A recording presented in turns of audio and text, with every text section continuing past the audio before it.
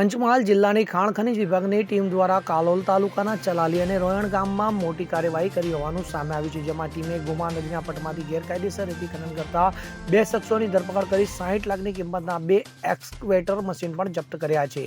તો સમગ્ર જાણકારી અનુસાર ખાણ ખનીજ વિભાગને મળેલી ચોક્કસ બાતમીના આધારે આ કાર્યવાહી કરવામાં આવી હતી। તો ખનીજ માફિયાઓ ગોમા નદીના પટમાંથી એક્સકેવેટર મશીન વડે ગેરકાયદેસર રીતે રેતીનું ખનન કરી રહ્યા હોવાની માહિતી દરમિયાન આ કાર્યવાહી કરવામાં આવી હતી। તો જપ્ત કરાયેલો તમામ મુદ્દામાલ રોયણ પંચાયત ખાતે સીઝ કરી મૂકવામાં આવ્યો હોવાનું જણાવાયું હતું। તો પંચમહાલ જિલ્લો કુદરતી ખનિજ સંપત્તિથી સમૃદ્ધ છે, પરંતુ કેટલાક અસામાજિક તત્વો બિન અધિકૃત રીતે આ સંપત્તિનું દોહન કરી રહ્યા છે। તો આ કાર્યવાહીથી પ્રદેશના ખનિજ માફિયામાં ફફડાટ વ્યાપી જવા પામ્યો છે। તો વિભાગ દ્વારા કરવામાં આવેલી આ કાર્યવાહી આગામી સમયમાં પણ ચાલુ રહેશે તેવું જાણવામાં આવ્યું હતું।